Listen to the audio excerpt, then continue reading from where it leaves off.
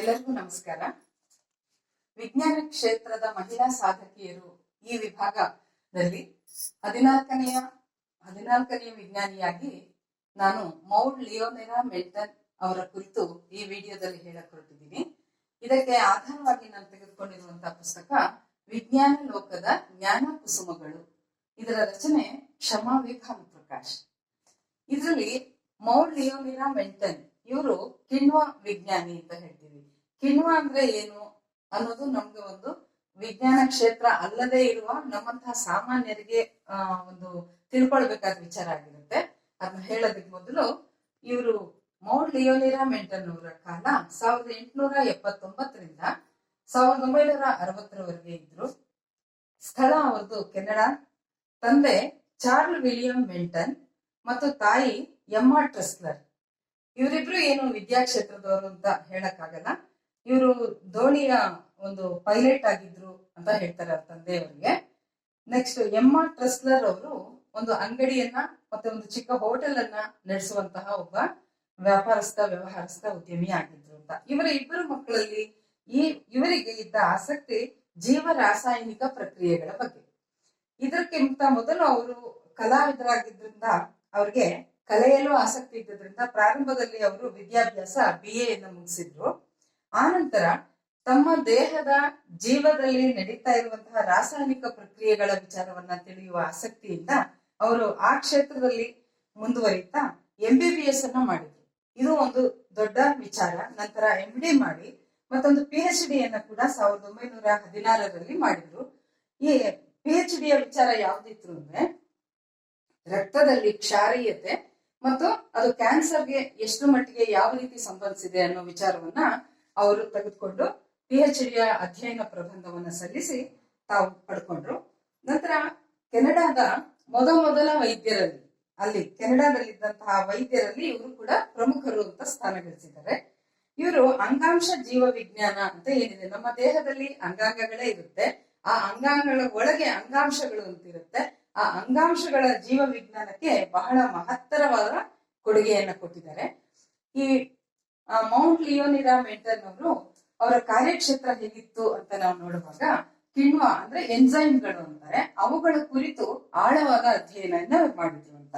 ನಮ್ಮ ದೇಹದಲ್ಲಿ ಎಲ್ರಿಗೂ ಗೊತ್ತಿರೋ ಹಾಗೆ ಅನೇಕ ರೀತಿಯ ರಾಸಾಯನಿಕ ಪ್ರಕ್ರಿಯೆಗಳು ನಡೀತಾನೆ ಇರುತ್ತೆ. ಅವುಗಳಲ್ಲಿ ದೇಹದಲ್ಲಿ ಈ ಸ್ನಾಯುಗಳ ವಿಚಾರ ನಡೀತಾ ಇರುತ್ತೆ, ಸ್ನಾಯುಗಳ ಕ್ರಿಯೆ ಮತ್ತೆ ಜೀರ್ಣಾಂಗದ ಒಂದು ವ್ಯೂಹ ಇರುತ್ತೆ.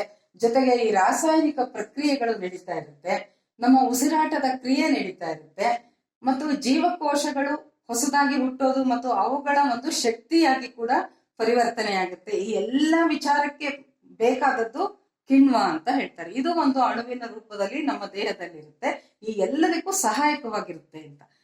ಈ ಕಿಣ್ವ ಅನ್ನೋದಿಲ್ಲದೆ ಇದ್ರೆ ಇವು ಯಾವ ಕೆಲಸಗಳು ಸರಾಗವಾಗಿ ಆಗಲ್ಲ ಮತ್ತು ಅದಕ್ಕೆ ಬೇಕಾದಂತ ವೇಗವಾಗಿ ಆಗಲ್ಲ.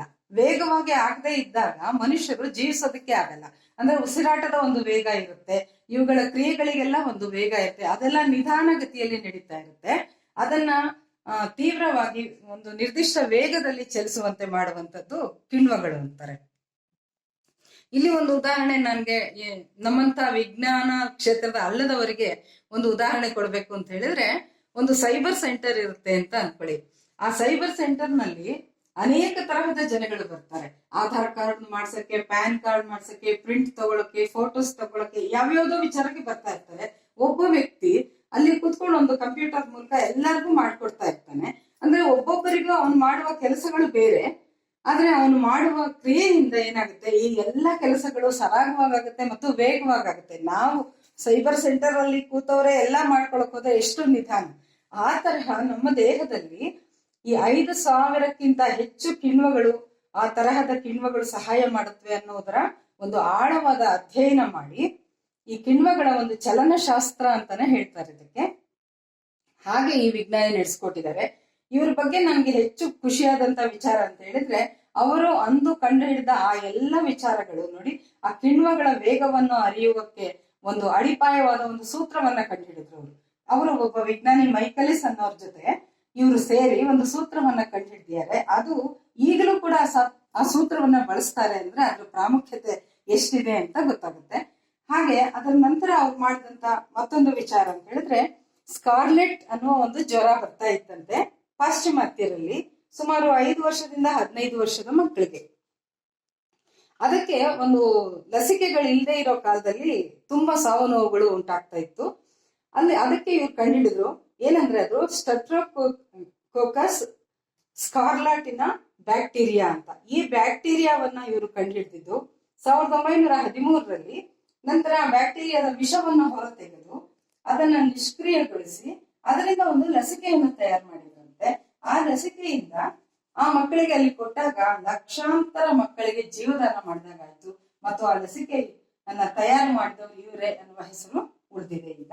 ಅದರ ನಂತರದ ಅವರ ಕೆಲಸ ಇದಲ್ಲದೆ ಇನ್ನು ಏನೇನ್ ಮಾಡಿದ್ರು ಅಂತ ಹೇಳಿದ್ರೆ, ಹಿಮೋಗ್ಲೋಬಿನ್ ಸಂರಚನೆ, ನಮ್ಮ ದೇಹದಲ್ಲಿರುವಂತಹ ರಕ್ತದ ಹಿಮೋಗ್ಲೋಬಿನ್ ಯಾವ ರೀತಿ ಇರುತ್ತೆ, ಏನು ಅದರ ಕೆಲಸಗಳು, ಅದನ್ನೆಲ್ಲ, ಮತ್ತು ರಕ್ತದಲ್ಲಿರುವ ಸಕ್ಕರೆ ಅಂಶದ ನಿರ್ವಹಣೆ ಹೇಗೆ ನಡೆಯುತ್ತೆ, ಹೇಗೆ ನಡಿಬೇಕು ಅನ್ನೋ ವಿಚಾರ, ಮತ್ತು ಮೂತ್ರಕೋಶದ ಬಗ್ಗೆ ಅಧ್ಯಯನ, ಅದರ ಕಾರ್ಯಕ್ಷೇತ್ರ, ಅದರ ಕಾರ್ಯವಿಧಾನ ಎಲ್ಲ, ಇವೆಲ್ಲದರ ಜೊತೆ ಶುದ್ಧ ವಿಜ್ಞಾನ ಅಂತ ಹೇಳ್ತಾರಲ್ಲ ಅದರ ಅಧ್ಯಯನ ಇವರನ್ನ ಹೆಚ್ಚು ಸೆಳೀತಾ ಇತ್ತು. ಇದೆಲ್ಲದರ ಏನೇನು ಅವ್ರು ಅಧ್ಯಯನ ಮಾಡಿ ಕಂಡಿಡಿದ್ರೋ ಅದು ಸಾರ್ವಕಾಲಿಕ ದಾಖಲೆಯಾಗಿ ಸತ್ಯಗಳಾಗಿ ಉಳಿದಿದೆ ಅನ್ನೋದು ಇವರ ಹೆಚ್ಚುಗಾರಿಕೆ. ಈ ಎಲ್ಲ ಕಾರಣಗಳಿಂದ ಅವರಿಗೆ ನಾವು ಮೆಚ್ಚುಗೆ ಸೂಚಿಸುತ್ತಾ, ಇನ್ನೂ ಒಂದೇನಂದ್ರೆ ಅವ್ರು ಇಷ್ಟೇ ಅಲ್ಲದೆ ಇದಕ್ಕೆ ಜೀವನವಿಡೀ ಮುಡಿಪಾಗಿಟ್ಟು ಅವ್ರು ಮಾಡಿದ್ದಾರೆ. ಆದ್ರೆ ಅವ್ರ ಇನ್ನೂ ಹವ್ಯಾಸಗಳು ನಮ್ಮನ್ನ ಆಶ್ಚರ್ಯಗೊಳಿಸುತ್ತವೆ. ಅವ್ರಿಗಿದ್ದಂತ ಇತರ ಹವ್ಯಾಸಗಳೆಂದ್ರೆ, ಅವ್ರಿಗೆ ಚಿತ್ರಕಲೆಯಲ್ಲಿ ಆಸಕ್ತಿ ಇತ್ತು, ಬರೀತಾ ಇದ್ರು, ಮತ್ತು ಸಂಗೀತವನ್ನ ಕಲಿಯೋದ್ರಲ್ಲಿ ಆಸಕ್ತಿ ಇತ್ತು, ಬೇರೆ ಬೇರೆ ಭಾಷೆಗಳನ್ನ ಕಲಿಯೋದು, 10 ಭಾಷೆಗಳು ಅವ್ರಿಗೆ ಬರ್ತಾ ಇತ್ತಂತೆ, ಕಲ್ತಿದ್ರು, ಮತ್ತು ಪರ್ವತಾರೋಹಣ, ಎಲ್ಲವೂ ವಿಭಿನ್ನವಾದ ಕ್ಷೇತ್ರಗಳು. ಮತ್ತು ಅದಿಷ್ಟು ಅಲ್ಲದೆ ಖಗೋಳಶಾಸ್ತ್ರ, ಎಷ್ಟೊಂದು ವೈವಿಧ್ಯಮಯವಾದ ಆಸಕ್ತಿಗಳನ್ನ ಹೊಂದಿರುವಂತಹ ಈ ಮಹಿಳೆ ತನ್ನ ಜೀವನದಲ್ಲಿ ಅದ್ಭುತವಾದ ಯಶಸ್ಸನ್ನ ಗಳಿಸ್ಕೊಂಡಿದ್ರು. ಅವರು ಮಕ್ಕಳ ಆಸ್ಪತ್ರೆಯಲ್ಲಿ ವೃತ್ತಿಯನ್ನ ನಡೆಸ್ತಾ 1950ರಲ್ಲಿ ಅವರು ನಿವೃತ್ತರಾದ್ರು. ನಿವೃತ್ತಿಯ ನಂತರ ಸಹ ಕ್ಯಾನ್ಸರ್ ಕುರಿತಾದ ಸಂಶೋಧನೆಗಳನ್ನ ಅವರು ತೊಡಕೊಂಡು ಅದರಲ್ಲಿ ಕೂಡ ಹೆಚ್ಚು ಸಂಶೋಧನಾ ಪ್ರಬಂಧಗಳನ್ನ ಬರೆದ್ರು. ಇನ್ನು 70ಕ್ಕಿಂತ ಹೆಚ್ಚು ಸಂಶೋಧನಾ ಕಾರ್ಯಕ್ರಮಗಳನ್ನ ನಿರ್ವಹಣೆ ಮಾಡಿ ಬೇಕಾದಷ್ಟು ಇದರಲ್ಲಿ ಆಸಕ್ತಿ ಇರುವಂತಹ ಜನಗಳನ್ನ, ವಿಜ್ಞಾನಿಗಳನ್ನ, ವಿದ್ಯಾರ್ಥಿಗಳನ್ನ ಅವರು ತುಂಬಾ ಬೆಂಬಲವಾಗಿ ನಿಂತು ಪೋಷಿಸಿದ್ದಾರೆ ಅನ್ನುವ ಒಂದು ತುಂಬಾ ಉತ್ತಮವಾದ ಹೆಸರಿದೆ. ಇದು ಸಾಮಾನ್ಯವಾಗಿ ಇದಿಷ್ಟು ಮಾಡದೇ ಆದ್ರೆ ನಾವು ನೋಡ್ಬೋದು ಅವ್ರಿಗೆ ಎಷ್ಟು ಕಾರ್ಯದಕ್ಷತೆ ಇರ್ಬೋದು, ಓದಿನ ಆಸಕ್ತಿ ಇರ್ಬೋದು, ಮತ್ತು ವಿಜ್ಞಾನ ಕ್ಷೇತ್ರ ಅವ್ರನ್ನ ಎಷ್ಟು ಸೆಳೆದಿರಬಹುದು. ಹಾಗಾಗಿ ಇತರವರನ್ನು ಸಹ ವಿಜ್ಞಾನ ಕ್ಷೇತ್ರಕ್ಕೆ ಬೆಂಬಲಿಸಿ ಅವರನ್ನ ತೊಡಗಿಸ್ಕೊಳ್ತಾ ಇದ್ರು.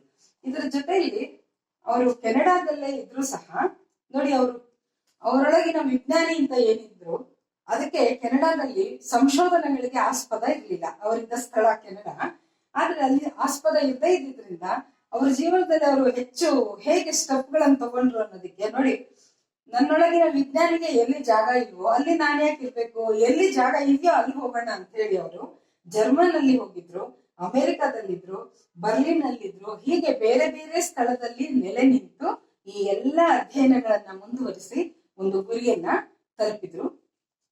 ಇವ್ರಿಗೆ ಅನೇಕ ಪುರಸ್ಕಾರಗಳು ದೊರೆಯಿತು. ಅದೇನಂದ್ರೆ, ಕೆನಡಾದಲ್ಲಿ ಆ ತರಹದ ಮೊದಲ ವೈದ್ಯರಾಗಿದ್ರು ಸಹ, ಸಂಶೋಧನೆಗೆ ಅವಕಾಶವಿಲ್ಲದಿದ್ರು ಸಹ ಕೊನೆಯಲ್ಲಿ ಅವ್ರಿಗೆ ಸಿಗುವ ಪುರಸ್ಕಾರಗಳು ಸಿಕ್ಕೇ ಇದೆ. ಏನಂದ್ರೆ, ಕೆನಡಿಯನ್ ಮೆಡಿಕಲ್ ಆಫ್ ಫೇಮ್ ಇದರಲ್ಲಿ ಇವರನ್ನ ಸೇರಿಸಿದ್ರು 1998ರಲ್ಲಿ.